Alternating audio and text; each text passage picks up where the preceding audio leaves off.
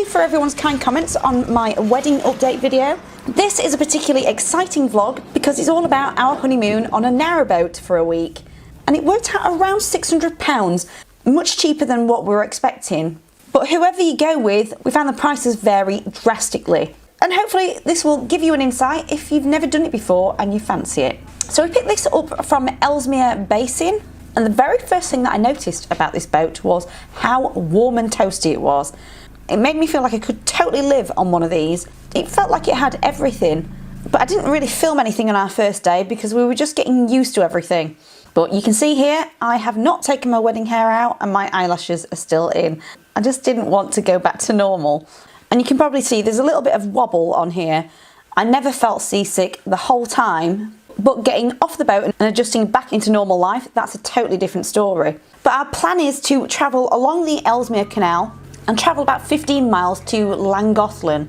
I'm so sorry if I've said that wrong. And it took us probably about 2 days to get there. And because we were both new at this, we were taking things very slowly. And it's normally my now husband that does all the driving and stuff. But for some reason, I felt more natural at this straight away because the tiller at the back, if you angle it one way, the front goes in the opposite direction, so it does take a bit of getting used to. But our initial thoughts when we got on were, oh my god, this is going to be so boring, just stood at the back, hours on end driving, and what if it starts chucking it down? I hope he's alright. I think I'm too impatient. Oh, this is what I don't like. If I was going to be on a narrow, I'd rather hire someone so I can do other things. It's a waste. I think this is a waste of time. The scenery is gorgeous, don't get me wrong. In areas you take for granted, like Donny. Didn't even know Donny looked so beautiful from a canal. Don't. My little technique is only move slightly, test it out, see where it's going. Like, yeah, that's fine.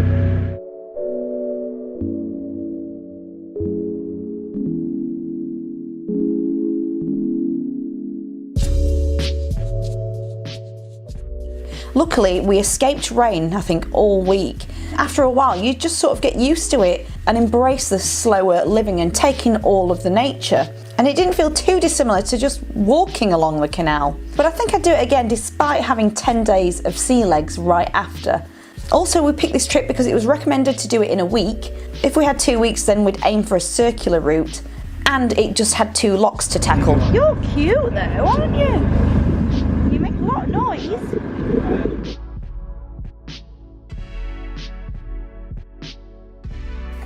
Also, pulling over was quite nerve-wracking to start off with, but we soon learned how to go really slow. And I don't know whether Hans appreciated not being able to stretch his legs even though we could see paths, so every now and again we'd give him a walk.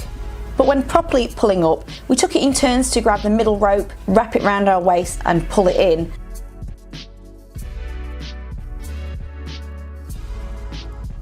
You've then got to get the back area pulled in and then the front and ties it with mooring pins. So this is our first lock and my husband took it on to crank it while I stayed on the boat. And because the water isn't high enough on this side, we're letting it in to raise the boat and then going through. I didn't really help much, but here I am pushing the lock.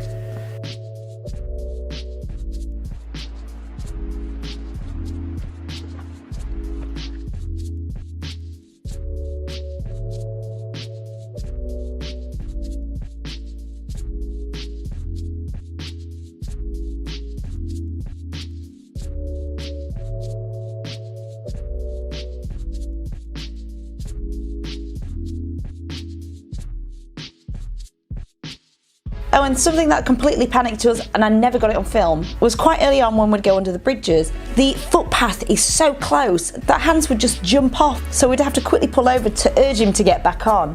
And shortly after we'd come through here, we decided to pull up for the night.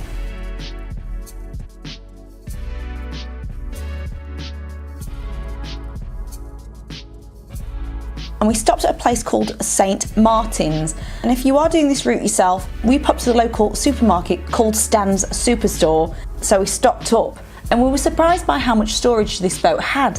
So on our return, we thought we'd do our first daily check, and we were told this was a must to do. And it's underneath the tiller. We had to open this flap, twist this thing. If you've got any technical names for things, please comment below.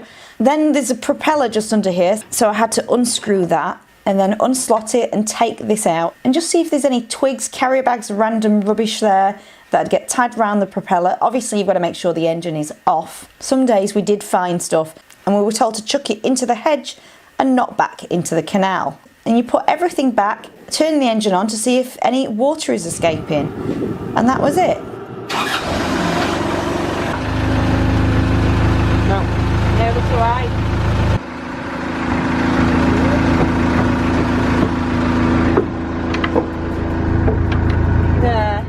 We picked this one because of the corner sofa layout. Didn't fancy two antisocial armchairs, and it had a kitchenette, shower and a double bedroom. I think this was 48 feet long, which sounded terrifying, but now we realise actually we could probably handle longer. And this is where it got narrower and narrower. We're going towards an aqueduct as well, and it was quite nippy, so I needed my earmuffs on. We were also told never to stand at the side of the tiller, always in front. And it was also good manners to go really slowly, going past any boats moored up. But we were warned that there's some grumpy boaters and fishermen out there. So this is one of the aqueducts. I'll leave all of the Google map locations below if it helps. And we thought this looked steep looking down.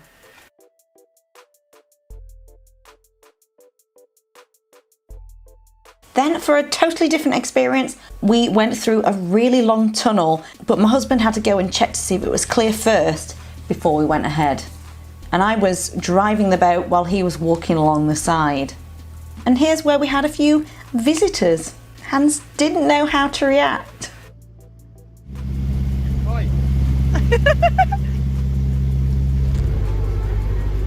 What is it, boy?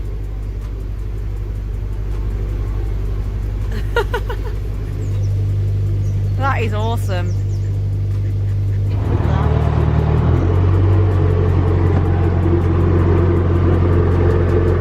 And we're off.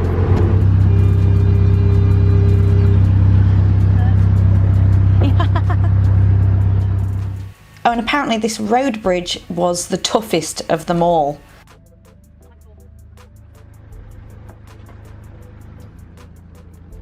And we were told that every other day it was a good idea to fill the water. Had to make sure we didn't drop this key in. And I'd say it took about 15 minutes each time. But if you ran it dry, we were told it would take 3 hours to fill up completely. And now we're on the main aqueduct. Now I'm going to try and pronounce this, Pont Casilti. Did I get that right? I did cheat looking it up on a YouTube video, but I wouldn't want to fall off this because looking down, it was really steep.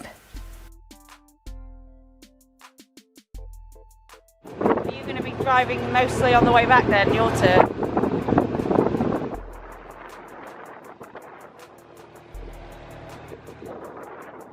And from here on, all the canals felt so narrow. And we were also told that in the summertime, hundreds passed down here back and forth. And thankfully this was one of the quietest times. But now my husband's taking over and I'm having a bit of a break using the camera.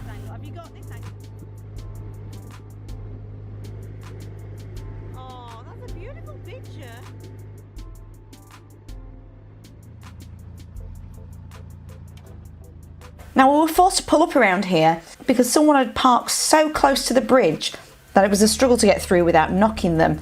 And we thought we'd just whip up some dinner. We typically had a bacon sarnie, all bought from that St. Martin's shop, and some soup to go with, but you can leave your John Smith's, it's a bit bitter. It also took longer to get there than coming back. Maybe that's us getting used to things. But we've now made it to the Llangollen Wharf moorings, and we were very impressed that this was £7 a night. It came with electric. You had to pay at the shop around the corner, put your ticket in your window.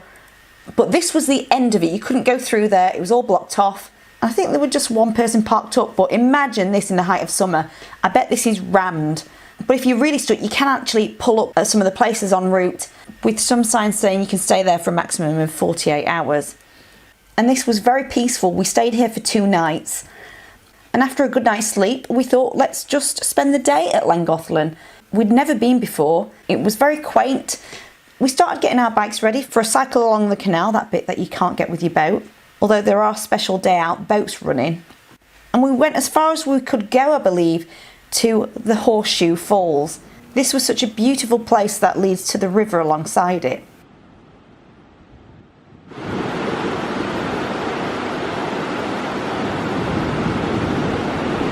Wow, the zoom, Jesus. So I'm testing my selfie mode on my new G7X. I'm hoping you can hear this and the quality's alright. I know that it's quite on par with my DSLR, so I'm very happy I bought this. But yeah, we are at Horseshoe Falls. And this is the start of the Shropshire Canal. Got to keep looking at the lens, not the selfie thing right above. And it's so beautiful. It is the 20th of March. I think it's going to reach 16, 17 degrees today.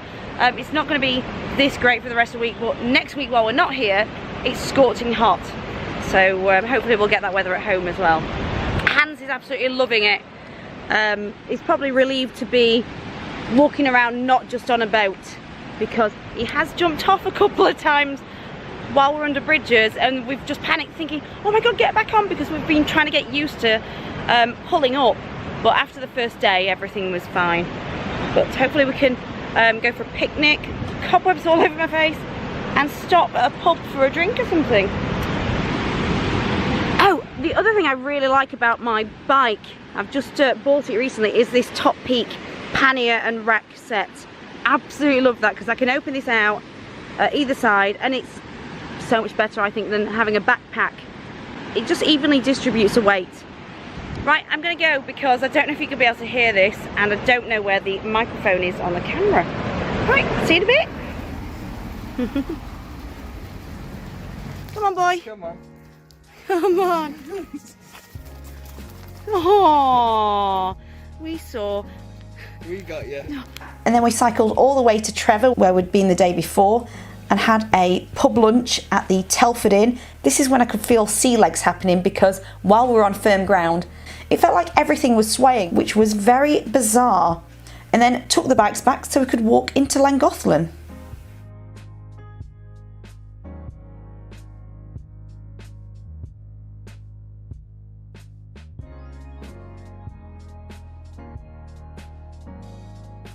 But when we got back, one of our boat neighbours gave us their old inflatable canoes. That was quick, wasn't it? Was that your bum bit?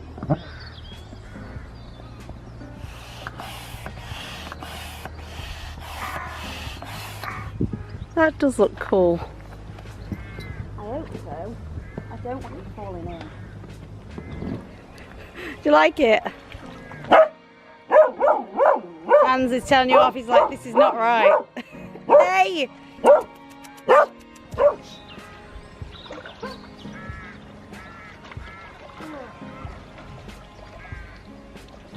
And for tea, we had a Welsh tradition called an oggy, although it looks like a Cornish pasty to me. But I'd be interested to know, what is the difference between the two? The next morning, we had to start heading back. You could only stay there for 2 nights maximum. So we're going through Trevor again,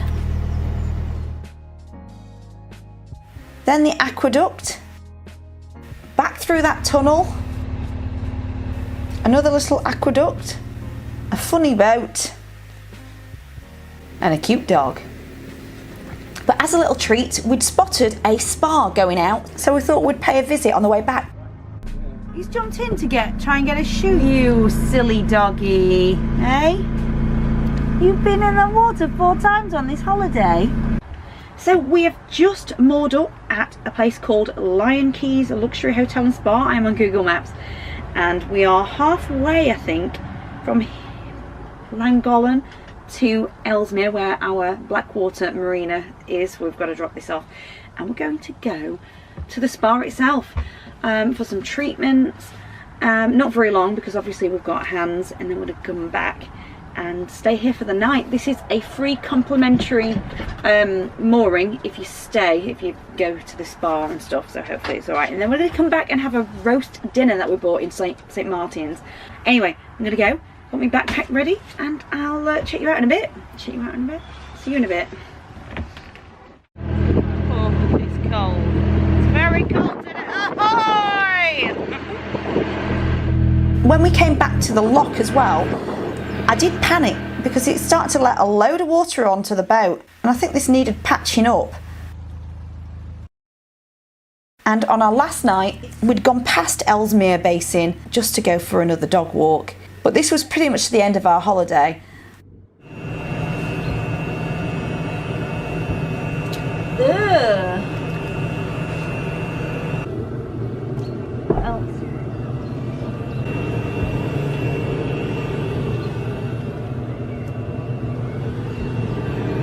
I think that's it. Although Hans wrongly accused another chap. Yeah, slightly. You're just getting fucked. Oh. Come on, Hans. Come in.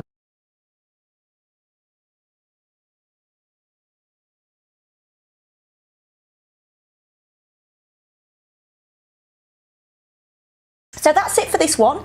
If you have any questions about narrowboating, feel free to comment below and I'll do my best to answer. But as this isn't my usual kind of video, I'm going to give a shout out to two great vloggers that I watch often, and that is Robbie Cummings' Voyage Logs.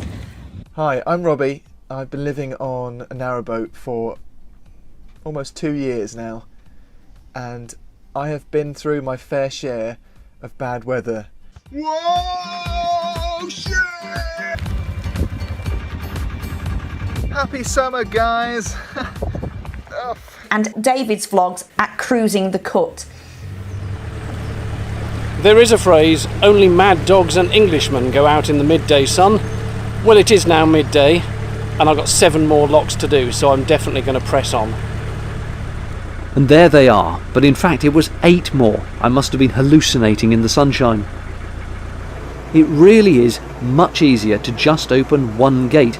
Saves all that dodgy leaping over the lock. So if you do go over there and watch and subscribe, feel free to tell them I told you to stop by. So as usual, if you like this video, don't forget to give it a thumbs up and subscribe, and hopefully I'll see you in my next one. Thanks for watching. Bye.